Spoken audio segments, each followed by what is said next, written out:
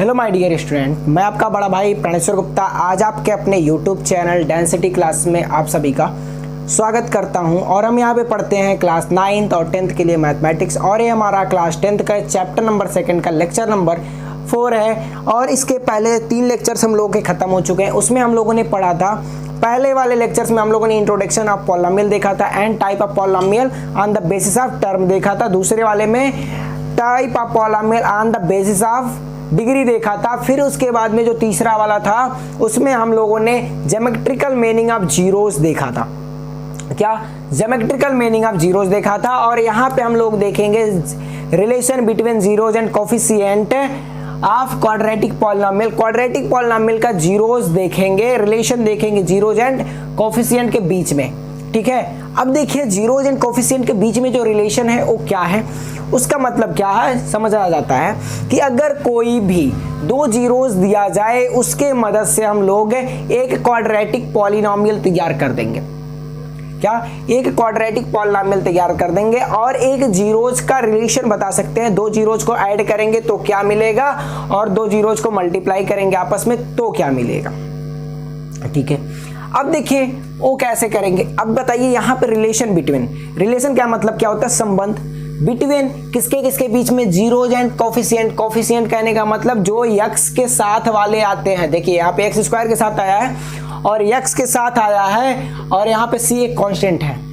ठीक है, इन सब के बीच में और रूट के बीच में रिलेशन क्या है, संबंध क्या है। ठीक है, वो भी किसका, क्वाड्रेटिक पॉलिनोमियल का।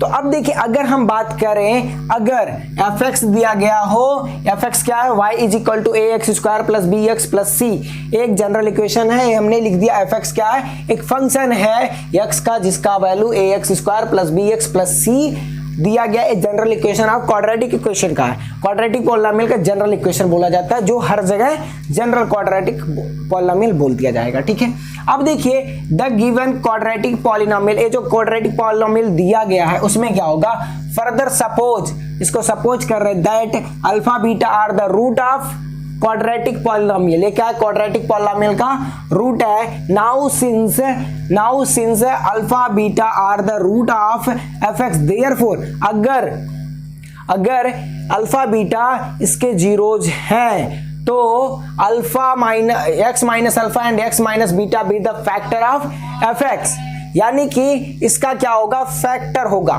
फैक्टर कहने का मतलब क्या होता है कि उसका, जैसे कि हम लोग 24 का जब फैक्टराइजेशन करते थे 2 से 24 कटता था तो जो रिमाइंडर हमारा 0 बचता था वो उसके वजह से उसको हम कहते थे वो हमारा फैक्टर है। अगर x माइनस अल्फा से हम इस इक्वेशन को क्या करेंगे, डिवाइड करेंगे तो इसकी वैल्यू जो रिमाइंडर बचनी चाहिए वो 0 बचेगी। क्या 0 बचेगी, x माइनस अल्फा से करें या फिर x माइनस बीटा से करें, x माइनस अल्फा से करें या फिर x माइनस बीटा से करें, इसका जब हम डिवाइड करेंगे तो रिमाइंडर क्या बचेगा, 0 बचेगा। तब इसके वजह से हम कह सकते हैं हमारा क्या है, फैक्टर है दिस पॉलिनोमियल का। अगर x और अल्फा और बीटा क्या है, इसके जीरोज हैं या रूट हैं या सोल्यूशन है तो x माइनस अल्फा और x माइनस बीटा इसके फैक्टर होंगे। अब देखिए हम लोग बात किए थे, अगर बात करें 24 का, 24 के फैक्टर की हमने बात किया था, 2 भी है 20 और 12 भी है, तो दोनों का अगर मल्टीप्लाई करेंगे तो 24 के बराबर आएगा। ऐसे 2 फैक्टर्स उठाया जाए जिनका प्रोडक्ट उसके बराबर आ जाए। जिसके पास मान लिया जाए हमारे पास 6 के पास कितने फैक्टर होते हैं, 1 होता है, 2 होता है, 3 होता है और 6 खुद होता है। अगर इन दोनों को छोड़ दिया जाए, क्योंकि ये तो सबके फैक्टर है और 6 खुद का फैक्टर होता है, उसको छोड़ दिया जाए, बाकी जो बीच वाले फैक्टर होते हैं इन दोनों के फैक्टर का अगर मल्टीप्लाई किया जाए तो हमको 6 के बराबर ही देंगे। तो सेम चीजें यहाँ पे है कि इन दोनों का अगर मल्टीप्लाई करोगे x माइनस अल्फा और x माइनस बीटा का, तो ये जो मिलेगा, ये जो क्वाड्रेटिक पॉलिनोमियल है हमारे पास, यही वैल्यू मिलेगी। क्या मिलेगा, यही वैल्यू मिलेगा। तो ठीक है सर, अगर यही मिलेगा तो निकाल करके बताइए। चलिए, ax square plus bx plus c is equal to, हमने यहां पे रखा x माइनस अल्फा और x माइनस बीटा, दोनों का मल्टीप्लाई कर दिया जाए तो यहां पे ax स्क्वायर, ए तो आएगा ही, और क्या आएगा bx प्लस c, ए है, इधर करोगे तो ये आएगा x square minus alpha plus beta x plus alpha beta. Sir ये कैसे, ये कैसे, देखिए फर्स्ट वाले का फर्स्ट वाले के साथ, फर्स्ट वाले का सेकंड के साथ, फर्स्ट वाले का सेकंड के फर्स्ट के साथ एंड फर्स्ट वाले का, अरे सॉरी, सेकंड वाले का फर्स्ट के साथ एंड सेकंड वाले का सेकंड के साथ।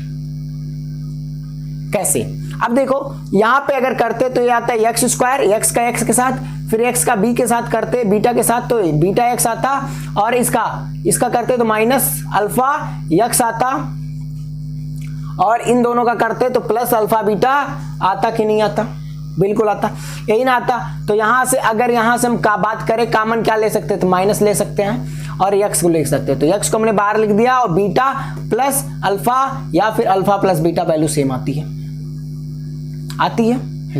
तो यही चीजें था यहाँ पे, इसलिए हमने डायरेक्टली यहाँ पे लिख दिया। ठीक है सर, अगर आपने लिख दिया बहुत अच्छी बात है। अब देखिए अब क्या कर सकते हैं यहाँ पे कि यहाँ पे कोई कोफिशिएंट के से, के या कोई भी कांस्टेंट टर्म से हम मल्टीप्लाई कर दें उधर। क्यों कर रहे हैं, क्योंकि हमको यहाँ पे लाना क्या है, रिलेशन देखना है। क्यों कर रहे हैं, रैंडमली कर दे रहे हैं, हमेशा यही नंबर नहीं मिलने वाले, कोई अलग मिल सकता है, तो कोई भी कोफिशिएंट हम बराबर कर दें और लेकर के इक्वल कर दे रहे हैं। क्यों, क्योंकि हो सकता है वो कांस्टेंट टर्म कुछ भी हो सकता है, वो एक कांस्टेंट टर्म है, बाद में खत्म भी हो जाएगा। सर उसकी वैल्यू कहां से लाएंगे, वो खत्म हो जाएगा वहीं पे, अभी खत्म हो जाएगा जब रिलेशन निकालेंगे तो। या फिर नहीं लिखोगे तो भी कोई दिक्कत नहीं है, यहां से अगर कंपेयरिंग ऑन बोथ साइड करोगे तो b बाई ए आएगा। चलो ठीक है, नहीं ये लिखते हैं, वो कांस्टेंट टर्म हम इसलिए लिख रहे थे कि इससे ये पता चले यहाँ पे कुछ भी नंबर आए, ए आए, बी आए, सी आए, 4 आए, 5 आए, 6 आए, 7 आए, 8 आए, 9 आए, 10 आए, सबके लिए वो वैलिड होता है। या फिर यहाँ से कॉमन लेकर के निकाल लिया जाए, सबके लिए वैलिड होता है, इसलिए कर रहे थे। चलिए इसीलिए कर लेते हैं, क्या लिया जाए, ए ले लिया जाए, बी सी तो है यहाँ पे, वाई ले लेते हैं, या फिर पी ले लेते हैं, मेरा नाम भी पी से है भाई, हम पी लेंगे, हम क्या लेंगे, कोफिशिएंट के साथ कांस्टेंट पी लेंगे। तो P x square minus P क्या आएगा, अल्फा प्लस बीटा एक्स फिर प्लस पी अल्फा बीटा। ठीक है, अब यहां पे क्या करेंगे, कंपेयरिंग ऑन बोथ साइड, क्या कंपेयरिंग ऑन बोथ साइड, दोनों साइड कंपेयर करें। कंपेयर किसके साथ होता है, कंपेयर किसके साथ होता है, अगर एक्स स्क्वायर है तो एक्स स्क्वायर के साथ होगा, और एक्स वाले के साथ में एक्स वाले के कोफिशिएंट के साथ, और कांस्टेंट वाले के साथ कांस्टेंट वाला। सर ये क्या बात हुई भाई, तुलना किसके साथ किया जाता है, कंपेयर कहने का मतलब तुलना किसके साथ होता है, बराबरी वाले के साथ। अगर हम बात करें कि वो बोर्ड में टॉप किया है तो सीधा सीधा पूछा जाता है किस क्लास का बोर्ड था, पूछा जाता है ना। वो 12th के बोर्ड में टॉप किया है, तो 12th के बोर्ड में अगर टॉप किया या 10th के बोर्ड में टॉप किया, तो क्या तुम्हारा कंपैरिजन 12th वाले से नंबर ज्यादा है या कम है, तो उसके अकॉर्डिंग होगा।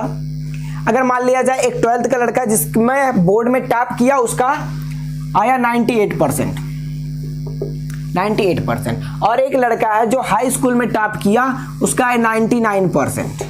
अब हम क्या करेंगे, इन दोनों में से कौन टॉप किया है, इन दोनों में से रैंक किसका हाईएस्ट है, तो दोनों का अलग अलग क्लास होने की वजह से दोनों का रैंक अलग अलग निकाला जाएगा। ए भी फर्स्ट रैंकर, ए भी फर्स्ट रैंकर है, ठीक है, क्योंकि कंपैरिजन हमेशा बराबरी वालों के साथ होता है, छोटे बड़ों में कंपेयर नहीं किया जाता है। ठीक है, बात आई समझ में। हाँ, तो अब क्या करेंगे, a is equal to P लिए थे p, b is equal to minus P alpha plus beta,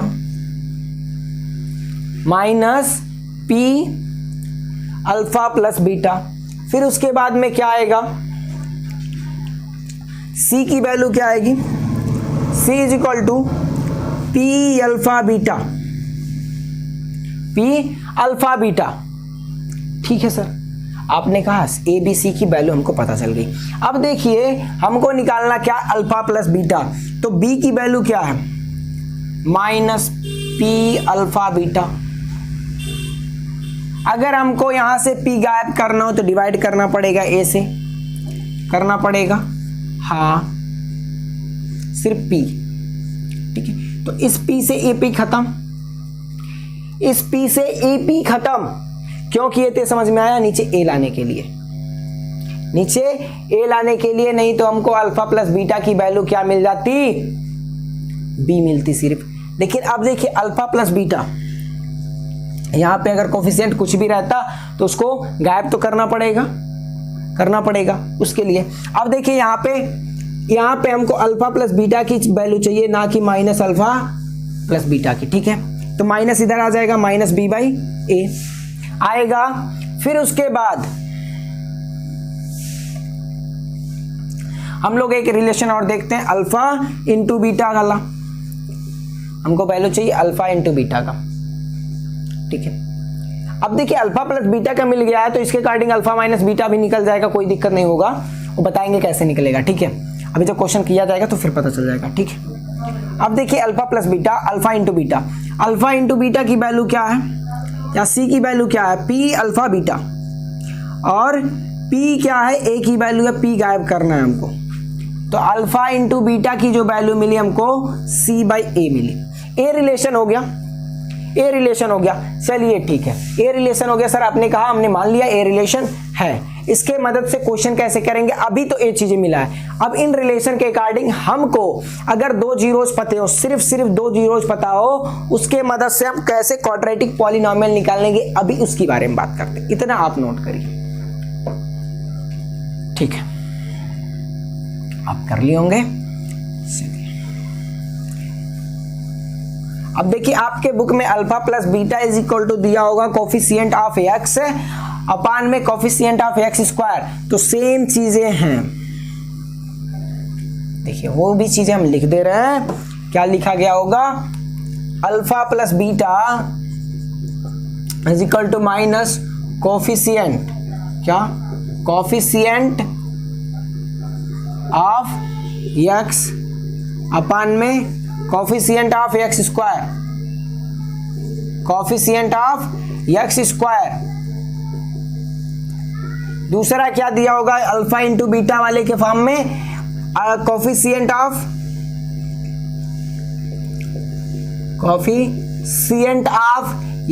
अरे सॉरी कांस्टेंट टर्म दिया होगा। क्या?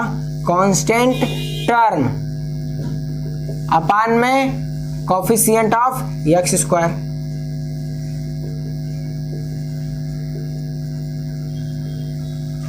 Coefficient of x square. ठीक है सर, आपने कहा इतना हमने मान लिया, ए हमारा हो गया। ठीक है, हो गया, बल्ले बल्ले। अब क्या किया जाए? कुछ नहीं सर। ठीक है, अब आप जल्दी से हमको बताइए कि हम कैसे, अगर दो जीरोस दिया गया हो, उसके मदद से क्वाड्रेटिक इक्वेशन फॉलो करेंगे या फिर क्वाड्रेटिक पॉलिनोमियल फॉलो करेंगे। ठीक है, बताते हैं ना, इतनी भी क्या जल्दी है। हम लोगों को पता है कि जनरल इक्वेशन क्या होता है? A x square plus b x plus c a is equal to 0। ठीक है, इसके जगह पे हम लिख सकते हैं, क्या लिखे थे? के एक्स स्क्वायर बड़ा वाला ब्रैकेट लगा के x square minus alpha plus beta x plus alpha beta is equal to 0। यही था। अब हम लोगों ने जब कंपेयर कर लिया था तो कि यहां से गायब कर दिया था, कोई मतलब नहीं है। या फिर इसको भी हटाइए, इसको भी हटाइए, इसको भी हटाइए भाई। हम लोगों को पता है a x square plus b x plus c is equal to 0 होता है। अगर जीरोस फाइंड करना है तो होता है, बिल्कुल यही होता है और कुछ भी नहीं। अब क्या करें? हमको पता है कि माइनस बी बाई ए और सी बाई ए वाले के साथ में जो जीरोज का रिलेशन होता है, ये चीजें हमको पता है ना, यही ना पता है। हाँ, तो ये चीजें पता है तो फिर क्या किया जाए? कुछ नहीं, फर्दर यहाँ पे ए से डिवाइड कर दो, बी बाई ए मिल जाएगा। तो हर जगह अगर डिवाइड करेंगे दोनों साइड तो हमको दिक्कत जरा सा भी नहीं। ठीक है, तो ये क्या मिल जाएगा? X square plus b upon a x plus c upon a is equal to 0 मिलेगा। हाँ सर, ये मिल जाएगा। ठीक है भाई, मिल जाएगा तो मिल जाएगा। अब चलते हैं, देखते हैं।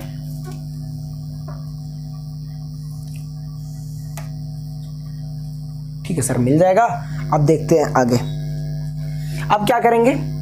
एक्स स्क्वायर है और b बाई ए, अगर माइनस b बाई ए की वैल्यू अल्फा प्लस बीटा है तो यहां से माइनस गायब करना है तो इधर माइनस आ जाएगा और ये माइनस गायब, अपने आप गायब हो जाता है। ठीक है, माइनस अल्फा बीटा ऐसे अपने आप गायब नहीं होता, इधर हमने माइनस से मल्टीप्लाई किया, उधर भी माइनस से मल्टीप्लाई कर दिया, खत्म।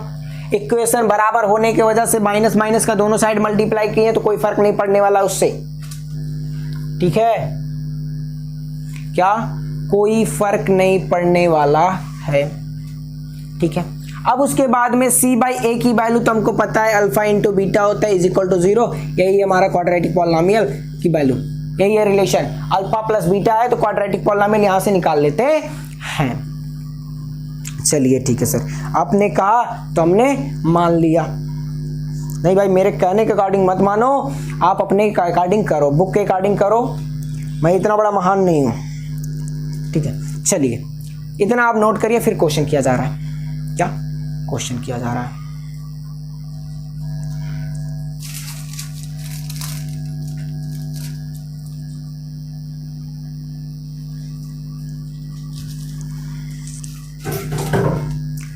आई होप आप इसको कर लिए होंगे नोट। चलिए देखते हैं क्वेश्चन।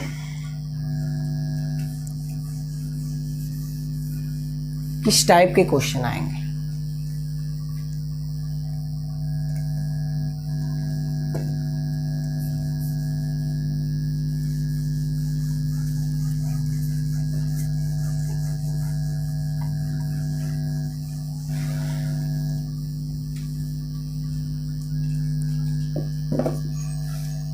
चलिए पहला देख रहे हैं, अगर दो जीरोस दिया गया है उसके मदद से हम लोग कोई एक क्वाड्रेटिक पॉलिनोमियल बनाते हैं। क्या बनाते हैं? Quadratic polynomial. दिया गया find a quadratic polynomial whose zeros, find a quadratic polynomial, quadratic polynomial whose zeros, whose zeros is 1 and minus 3. Verify the relation between the coefficient and zeros. The relation, verify the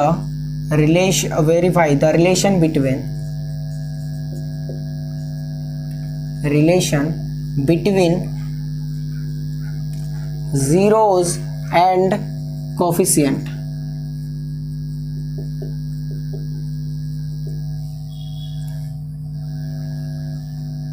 coefficient.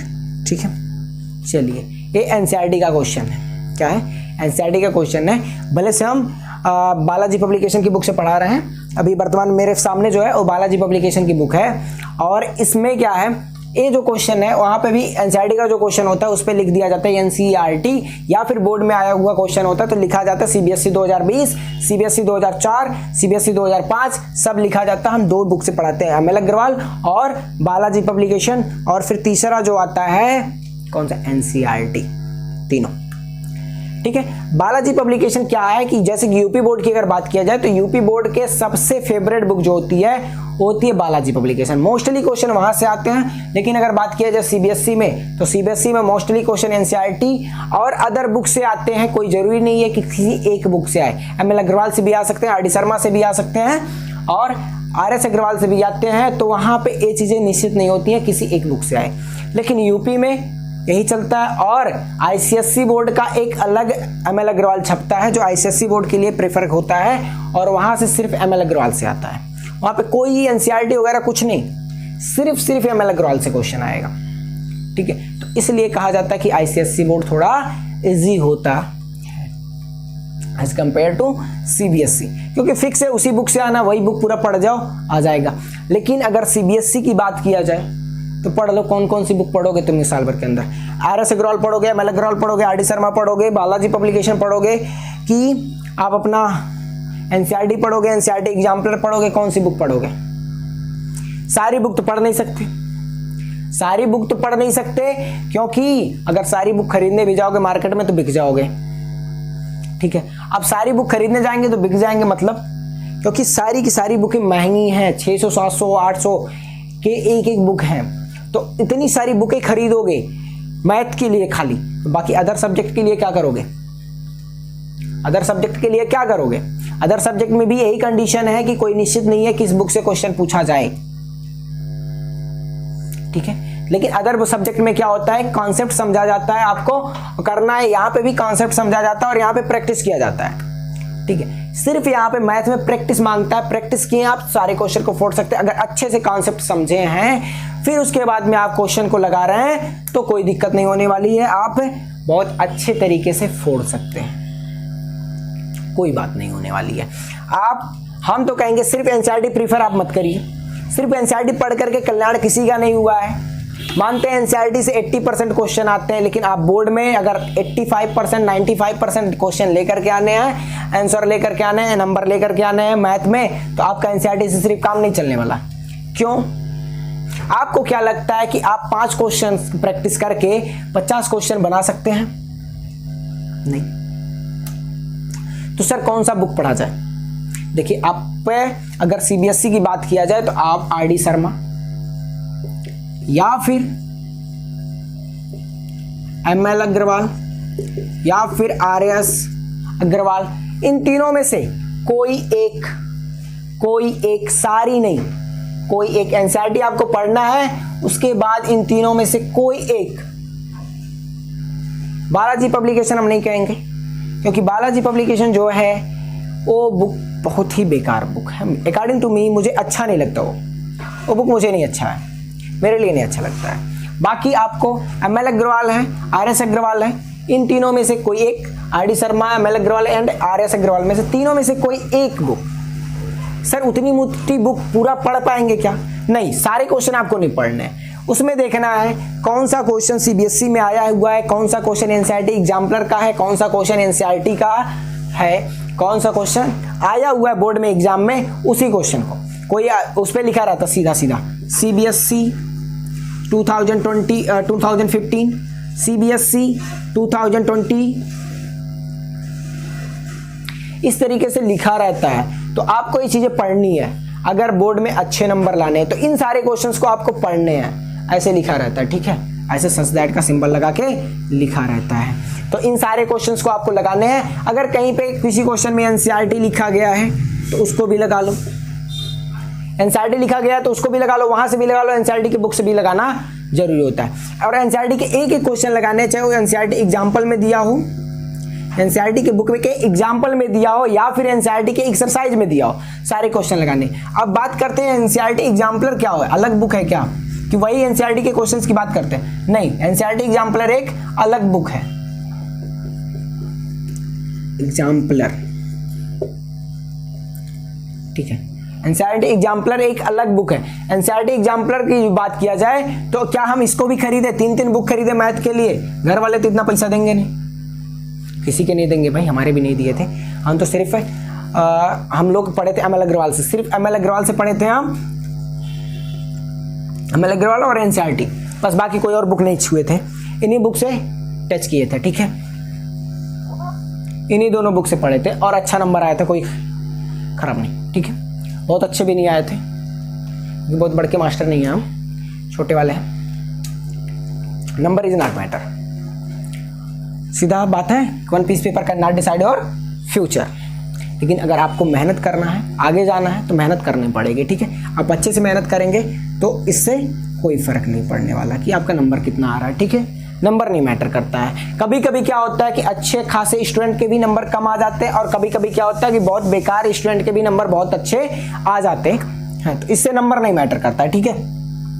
अब देखिए NCERT exemplar की बात किए तो NCERT exemplar आपको website पे तो मिल जाएगा, गूगल पे आप सर्च करेंगे बहुत अच्छे से मिल जाएगा, गूगल पे आप सर्च करेंगे बहुत बढ़िया बढ़िया बुक मिल जाएगी आपको गूगल। और उसके बाद में बात करें और क्या, एनसीईआरटी एग्जाम्पलर की बुक वहां से देख लिए, या फिर आपके जो एमएल अग्रवाल की बुक है या आरडी शर्मा की बुक है उसमें लिखा रहता है दिस एनसीईआरटी क्वेश्चन है, ये एनसीईआरटी एग्जाम्पलर का क्वेश्चन है, तो फिर वहां से आप प्रेफर कर सकते हैं। लेकिन आपको अगर चाहिए तो ऑनलाइन का ज़माना है, तो भाई कुछ फ़ायदा उठाया जाए। एनसीईआरटी एग्जाम्पलर भी बुक मिल जाएगी, एनसीईआरटी की भी बुक मिल जाएगी। अगर आपको नहीं खरीदना है तो वहाँ से मिल जाएगा। और अगर बात करें एनसीईआरटी की बुक की, तो हम अपने टेलीग्राम ग्रुप में उसका पूरा का पूरा वीडियो PDF डाल दिया 2023-24 वाले बुक का, न्यू वाली एडिशन वाली बुक क्या न्यू वाले एडिशन की बुक की हमने पूरा का पूरा PDF डाल दिया एनसीईआरटी एग्जाम्पल एनसीईआरटी एग्जाम्पलर का नहीं, एनसीईआरटी का। ठीक है, अब देखिए कि आप यहाँ से सर्च कर लीजिएगा मेरे टेलीग्राम ग्रुप में बीटा बैच जो है करके है। ठीक है, इसको सर्च करेंगे टेलीग्राम पे, मिल जाएगा आपको इजीली। और अगर बात करें ए मिल जाएगा आपको इजीली, ए वाली बुक 2023 और 24 वाला जो बुक है एनसीईआरटी का, वो आपको PDF में मिल जाएगा। ठीक है, जब वो आपको PDF में मिल जाएगा तो एनसीईआरटी खरीदने की जरूरत नहीं पड़ेगी। RD Sharma, ML Agarwal and RS Agarwal में से कोई एक आप खरीद लीजिए। एक किसी के पास इतना समय नहीं है कि वो PDF बना करके डाले, क्योंकि बहुत मोटी मोटी बुक होती हैं सब। ठीक है, अब अगर मोटी मोटी बुक होती है तो आपको करने हैं तो सारे के सारे क्वेश्चन पढ़ जाए क्या? नहीं, जो दिए गए वो सब क्वेश्चन। ठीक है, सब प्रीवियस ईयर क्वेश्चन होते हैं, ये दोनों के दोनों प्रीवियस ईयर क्वेश्चन। और एनसीईआरटी एग्जाम्पलर लिखा गया है तो सब पढ़ने हैं। चलिए ठीक है, अगर बोर्ड में 95-90% लाना है तो इतने पढ़ने पड़ेंगे। ठीक है, चलिए ठीक है सर, आप कह रहे हैं तो हम ले लेंगे ML अग्रवाल। ठीक है, ML अग्रवाल मेरी फेवरेट बुक हुआ करती थी जब हम पढ़ते थे तो। ठीक है, चलिए क्वेश्चन को करते हैं। कह रहा find the quadratic polynomial whose zeros is 1 and -3, verify the relation between zeros and coefficient। अब देखिए कि हमको क्या करना है कि दो जीरोस दिया गया, 1 दिया और -3 दिया है, इसके मदद से हमको क्वाड्रेटिक पॉलिनोमियल फाइंड करना है। ठीक है, तो हम क्या करें, सीधा सीधा सॉल्यूशन लिखो ना भाई, सॉल्यूशन लिखो, करो नहीं लिखो, लिख दो। वी हैव सॉल्यूशन, करना नहीं लिखना। चलिए हम लिख दिए सॉल्यूशन, आंसर आ गया। सर यहाँ पे तो क्वाड्रेटिक पॉलिनोमियल नहीं है, हमने बोला सॉल्यूशन लिखने के लिए, करने के लिए नहीं, लिख दिया हम। ठीक है, अब देखिए वी हैव है क्या हमारे पास, alpha is equal to 1 and beta is equal to -3। जो दिया था वही हमने मान लिया। अब देखिए हम लोग जो पढ़े हैं अभी जस्ट थोड़ी देर पहले, relationship between zeros and coefficient, तो क्या पढ़े हैं, जो हमारे पास फार्मूला है x² minus alpha plus beta, x plus alpha into beta is equal to 0, alpha into beta is equal to 0। ये चीजें हम लोगों ने पढ़ा है। फिर उसके बाद क्या करना, सिर्फ वैल्यू पुट करना है। चलिए पुट करते हैं, x² माइनस अल्फा की वैल्यू 1 एंड बीटा की वैल्यू -3, x प्लस अल्फा की वैल्यू 1 एंड बीटा की वैल्यू -3 इज इक्वल टू 0। करिए, x² माइनस प्लस 2 हो जाएगा, x आएगा क्योंकि इसको माइनस करोगे तो -2 बचेगा, और -12 तो +2 हो जाएगा, -3। ठीक है, इज इक्वल टू 0। ये हमारा क्वाड्रेटिक पॉलिनोमियल बन गया। ठीक है, अब देखिए sum of zeros, sum of 2 zeros is equal to coefficient of x upon coefficient of x²। Verification में जो वेरिफिकेशन बोला था उसको वेरीफाई करना था, तो वेरिफिकेशन लिखो यहाँ पे, सीधा सीधा इक्वल करो, क्या आता है, sum of zeros, sum of zeros is equal to alpha plus beta is equal to, इसके जगह पे हम लिख सकते हैं कोफिशिएंट ऑफ x अपान में कोफिशिएंट ऑफ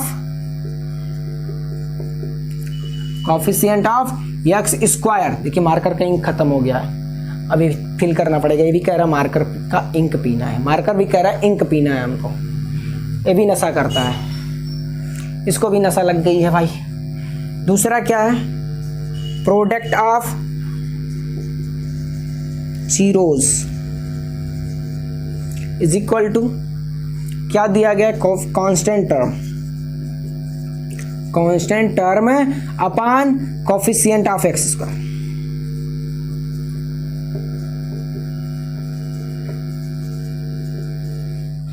ठीक है।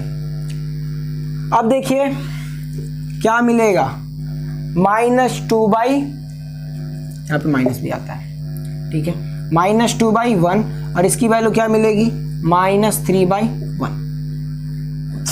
कोफिशिएंट एक्स स्क्वायर का क्या है, कुछ भी ना हो तो 1 माना जाता है, 0 नहीं, 0 अगर माने तो ये पूरा का पूरा वैल्यू ही 0 हो जाता है, टर्म ही 0 हो जाता है। और यहाँ पे 2 दिया था तो 2 लिखे तो, लेकिन फार्मूले के अंदर आता minus coefficient of x upon coefficient of x square, ठीक है। फिर उसके बाद में जब बात करें प्रोडक्ट ऑफ जीरोज में, तब इसमें क्या आता है, constant term upon coefficient of x square. Constant term क्या है, -3 और कोफिशिएंट ऑफ एक्स स्क्वायर क्या है, 1 है, क्या है, 1 है। हो गया, ये चीज हमको मिल गया, ठीक है। अब क्या करें, हो गया, क्वेश्चन हो गया। चलिए ठीक है, एक क्वेश्चन और देखते हैं, क्लास खत्म करते हैं हम लोग अपना। इसको नोट कर लीजिए। ओके सर, हटेंगे तब ना, हट गए भाई, नोट कर लो, ठीक है। आई होप आप नोट कर लिए होंगे, नहीं किए होंगे तो वीडियो को पॉज करिएगा, नोट कर लीजिएगा।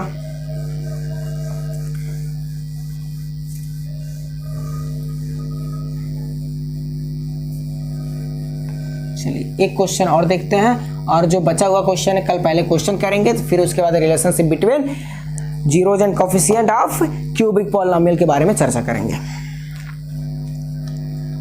क्या कह रहा है, इफ 1 0, जीरो का मतलब जीरो ही दिया गया, बुक में दिया गया, आपको कंफ्यूज करने के लिए यहाँ पे 0 लिख दिया गया। Of a polynomial a square plus 9x square minus, अच्छा प्लस है 13x plus 6a is reciprocal the other, is reciprocal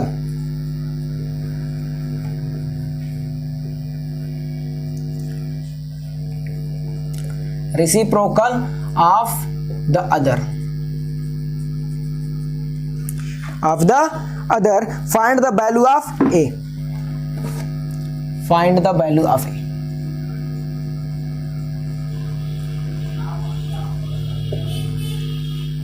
क्या करना है, find the value of a, ठीक है। देखिए, if 1 0 of a polynomial a square plus 9x square plus 13x plus 6a is reciprocal of other, उसके बाद क्या करना है, फाइंड द वैल्यू ऑफ ए। कोई एक पॉलिनोमियल दिया गया है जिसमें एक वेरिएबल डाल दिया गया है ए, और बोल रहा है कि उसका कुछ ना कुछ तो रूट होगा। रूट का मतलब क्या, जीरोज, या जीरो लिखा गया है, जीरोज, एक जीरोज है जो भी है, उसका दूसरा वाला जो जीरोज होगा उसका रेसिप्रोकल होगा। अगर पहला वाला मान लिया जाए 2 होगा तो दूसरा वाला 1/2 होगा, पहला वाला 3 होगा तो दूसरा वाला 1/3 होगा, ठीक है। चलिए, let f x is equal to, जो दिया गया उसी को लिखते हैं, a square plus 9x square plus 13x plus 6a, ठीक है, इज इक्वल टू, बस इतना ही, ठीक है। अब उसके बाद में पूछा है, क्या दिया है, let the first 1 zeros is beta, क्या, beta, then other zeros is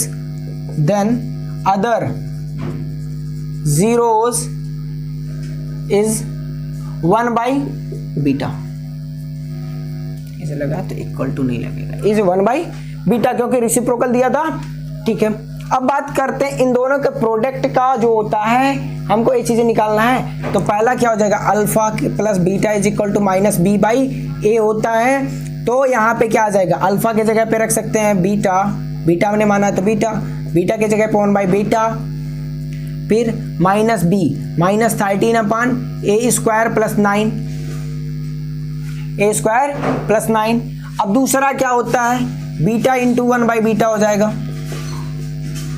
is equal to c/a होता है 6a/a स्क्वायर प्लस 9। यहां से देखो बीटा से बीटा खत्म, 1 is equal to 6a/a square plus 9, 6a square sorry a square plus 9। तो अगर इसको बात किया जाए इधर मल्टीप्लाइड, इसका इधर मल्टीप्लाइड तो a square plus 9 is equal to 6a। अब इसको इधर लेकर के चले जाइए, a square minus 6a plus 9 is equal to 0 होगा, बिल्कुल ये चीजें होगा। अब देखिए ए स्क्वायर हम लोग जब इसको सॉल्व करते थे 9th में, चलिए अब 9th की दुनिया में याद करते थे, 9th में भी किए हैं, 10th में भी ये चीजें किए होंगे एक दो क्वेश्चन में, ठीक है। मेरे से नहीं किए होंगे, कहीं किए होंगे, एक क्वेश्चन तो कराए भी होंगे शायद, हम नहीं कराए हैं तो कोई बात नहीं, करेंगे इसको भी, ठीक है। चलिए यहाँ पे क्या करते हैं, इसका जो लास्ट वाला सी वाला उसको ए वाले के साथ मल्टीप्लाई करते हैं तो क्या मिल जाएगा 9a स्क्वायर। तो जो बीच वाला होता था उसको क्या करते थे, तोड़ते थे, क्या करते थे, तोड़ते थे, और ऐसा तोड़ते थे कि अगर उसका प्रोडक्ट निकालें तो इन दोनों के प्रोडक्ट के बराबर आए, या जब हम प्लस माइनस करें, प्लस करें या सब्ट्रैक्ट करें, एडिशन करें या सब्ट्रैक्शन करें, तो उसकी वैल्यू ए आनी चाहिए, यही वाला जो टर्म है वही आना चाहिए। तो क्या तोड़ सकते हैं, 3a माइनस 3a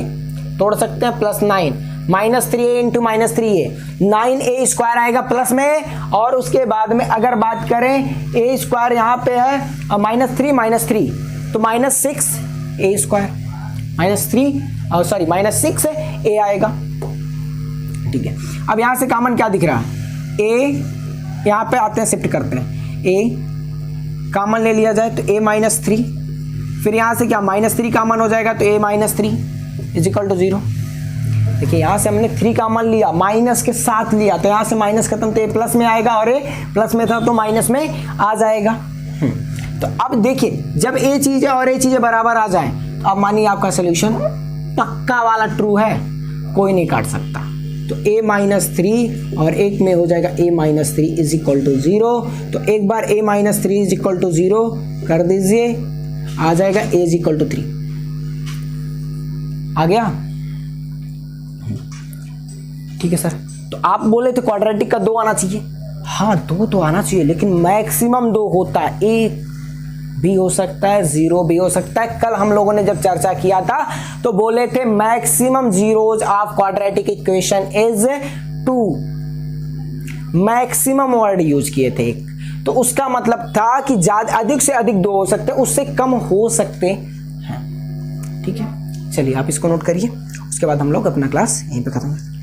आज का क्लास हम लोग को यहीं पे खत्म होता है, मिलते हैं नेक्स्ट वीडियो में, तब तक के लिए बाय, टेक केयर, पढ़ाई करते रहें।